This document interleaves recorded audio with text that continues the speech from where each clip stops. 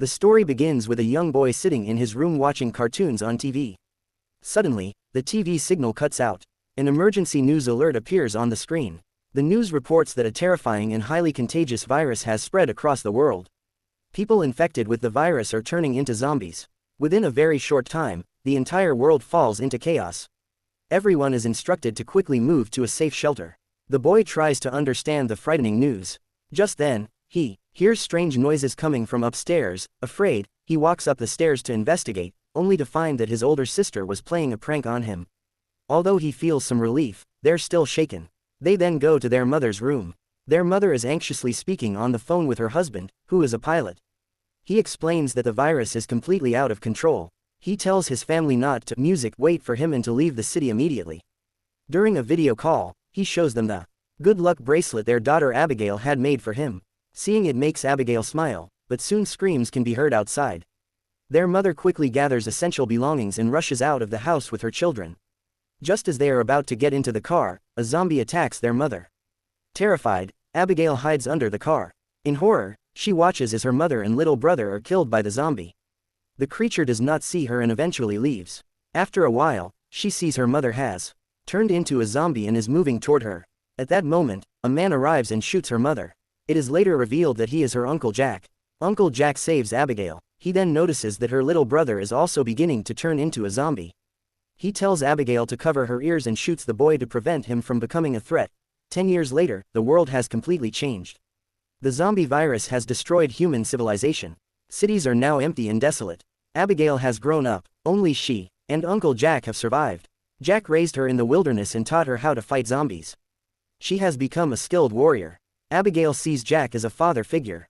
However, after spending so many years in the forest, she feels lonely. She longs to find a human settlement where other people still live.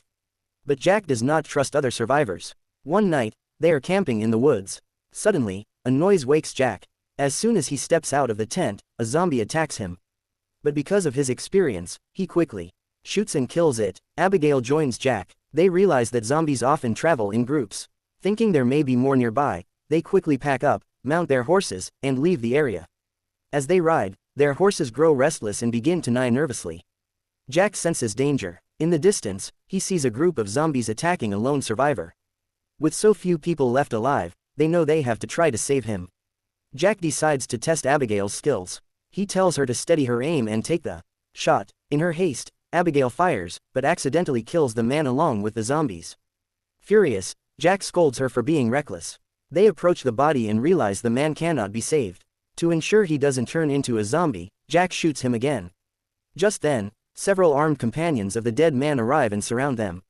Seeing the dead man's boots now on Jack's feet, they assume Jack and Abigail killed and looted their friend. They prepare to attack.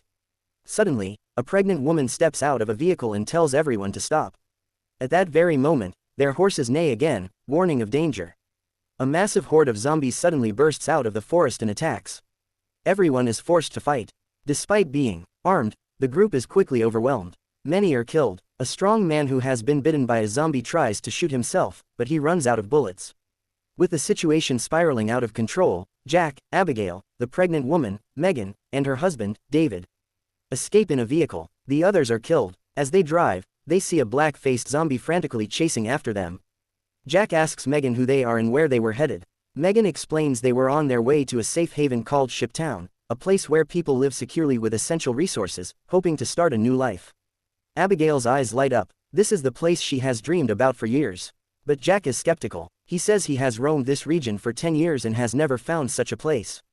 Suddenly, their vehicle breaks down. David, who is a mechanic, tries to fix it, but without the necessary parts, he fails. In the end, they abandon the vehicle and continue on foot. After walking many miles, they reach an abandoned residential area. Tall, silent buildings stand eerily around them. Once they are sure there is no immediate threat, they decide to light a fire and spend the night there.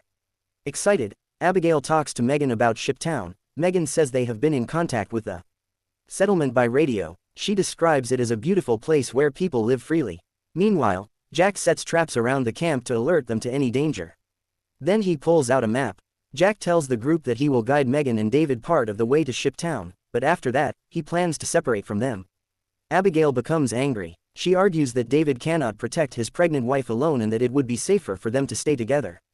Jack explains that larger groups attract more danger. Frustrated, Abigail storms off. Unbeknownst to them, the black-faced zombie has followed the tracks of their vehicle and is getting closer. By the next morning, it has nearly reached them. Abigail is sitting on the rooftop of a building looking at old childhood photos. Suddenly, she hears movement in the bushes below. She realizes zombies have entered the complex. As she runs to warn the others, one zombie begins chasing her. To escape, she rushes up the stairs. She manages to shove the zombie down, but in the struggle, she nearly falls herself. At the last second, Jack appears and saves her. Meanwhile, the black-faced zombie and its group arrive. However, many of the zombies are killed by the traps Jack had set, exploding as they trigger them. The group escapes the complex before the larger horde can overrun them. Abigail then remembers a small airfield nearby where her father used to work. She suggests that if they can find a working plane, they could fly to Shiptown. Jack warns that an open airfield is dangerous and that finding a functional aircraft will be difficult, but eventually he gives in to Abigail's determination. At the airfield, they initially find nothing useful. Later, inside a small hangar, they discover a dusty old plane that still appears usable. They realize it could get them to Shiptown. David says he will try to get the plane running within 10 to 15 minutes. While he works, Jack and Abigail search for supplies. Using binoculars, David spots a group of zombies approaching and warns the others. Abigail climbs into the cockpit and reads the manual. When she was young, her father had taught her some basics about flying. Jack opens fire to hold the zombies back. Finally, Abigail manages to start the plane. Just as a zombie reaches the door, Jack shoots and drops it. The plane takes off, but their relief is short-lived. After sitting unused for 10 years, the plane begins to smoke. The engine fails. With skill, Jack manages to crash land the plane onto a tree. They survive, though slightly injured. The aircraft is completely destroyed. Once again, they continue their journey on foot. After a long trek, they arrive at an abandoned train station and decide to spend the night there. After checking the surroundings and studying the map, they realize that Shiptown is now only 2 days away. Megan thanks Jack, saying they would never have made it this far without his help. Then Jack begins to tell his own story. 10 years earlier, Jack had been forced to kill his infected wife to save himself. After that day, he became almost completely numb. Now, Abigail is the only reason he keeps going. Protecting her is his sole purpose. Seeing Megan's condition moves him deeply, and he promises that no matter what, he will get her to Shiptown safely. David had previously been bitten by a zombie because the bite was small. The infection has been spreading slowly, but he knows it's only a matter of time before he turns. He decides that before ending his own life, he will make sure Megan reaches safety. The next morning, Jack notices David behaving strangely. When he sees the bite mark on David's leg, he immediately understands that he's infected. David says he will end his life before he can hurt anyone. Jack allows him to walk away and the others continue on. That night, they come across a house. Suddenly, bright lights switch on and a voice over a speaker warns them to drop their weapons or be shot.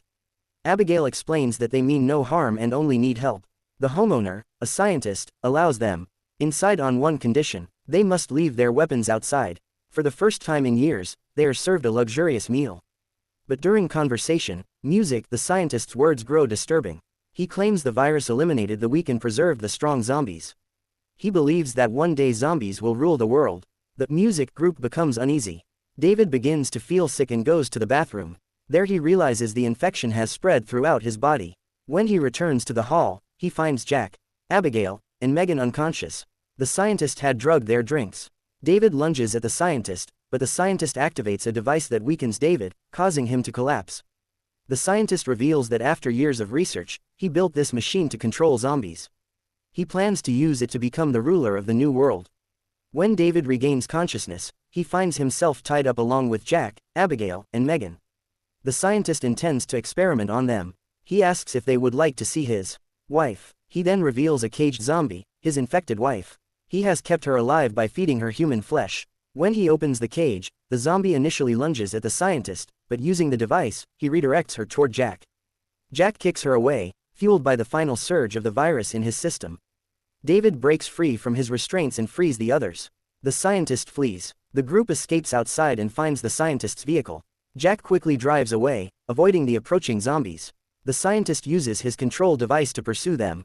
When they find the road ahead blocked, they abandon the vehicle and continue on foot. The zombies quickly catch up. David realizes his transformation is nearly complete. He tells the others to go on without him and decides to stay behind to hold the zombies off. He fights bravely and manages to hold the zombies back long enough for the others to escape. In the end, he is killed by one of them. Jack and Megan continue forward. At last, they reach Shiptown, a settlement built on ships anchored in the middle of the water. When they call for help, snipers in the towers provide cover fire. A boat comes out and rescues them. The black-faced zombie stops at the water's edge, unable to cross. With Megan about to give birth, she is rushed to the infirmary. The next morning, Abigail looks around Shiptown in awe, a functioning, thriving human community. But Jack wants music to leave. He believes it's safer to remain on their own. Abigail wants to stay and they argue about it. A doctor arrives with news. Megan has given birth to a baby girl. However, due to severe blood loss, her chances of survival are very low. When Jack visits Megan, she asks him to raise her daughter the way he raised Abigail. Remembering his late wife, Jack agrees. Meanwhile, Abigail befriends a handsome young man and begins to feel like part of the community. Her desire to stay grows stronger.